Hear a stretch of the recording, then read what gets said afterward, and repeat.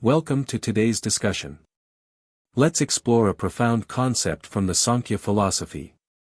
The next sutra states, Drashta Dimtra Sudopai Pradyanupaya, 20. In Sutras 18 and 19, only Prakriti, nature, was described. It was explained that Prakriti consists of Sattva, Rajas, and Tamas, which exist in 4 states. Why does Prakriti exist? It exists for enjoyment, bhoga, and liberation, apavarga. But in Sutra 20, the discussion shifts to Purusha, the self. Prakriti is one entity, and entirely separate from it is Purusha. Here, Purusha is referred to as Drashta, the seer. What kind of seer? The sutra states, Dimtra, mere witness. Purusha has no other function except seeing. That is why, in our common language, we sometimes mockingly say, Sankhya's Purusha. The Sankhya Purusha does nothing, he just sits quietly, watching everything.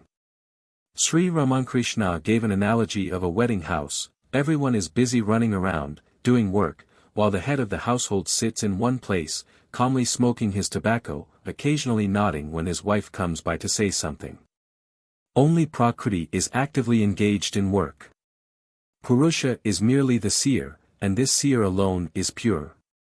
But Purusha sees everything through the medium of Prakriti. If there is pure light, we can never see that pure light itself. A background is required to perceive light.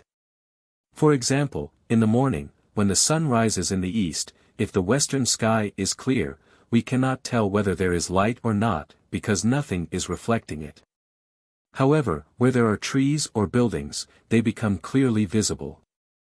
Similarly, for consciousness, Chaitanya, to see something, it needs an object. Therefore, Purusha can only perceive things through Prakriti.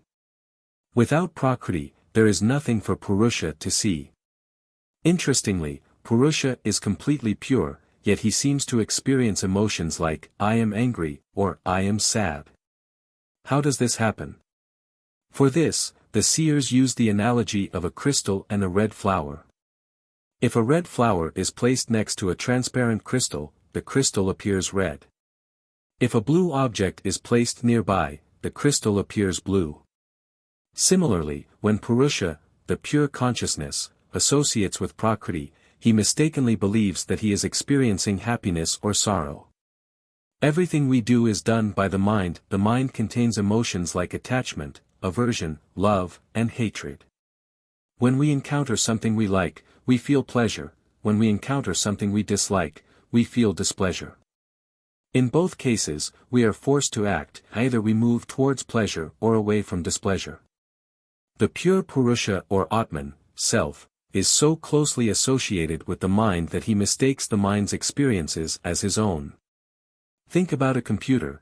It only operates in binary, 0 and 1. Even though we watch movies, listen to music, and send emails on a computer, it only understands whether a switch is on, 1, or off, 0. Similarly, the 3 gunas of Prakriti, Sattva, Rajas, and Tamas, control everything, just like binary controls a computer. However, we get so immersed in the digital experience that we feel emotions while playing a game or watching a movie. A movie is nothing but a play of light and shadows, yet we cry or laugh while watching it.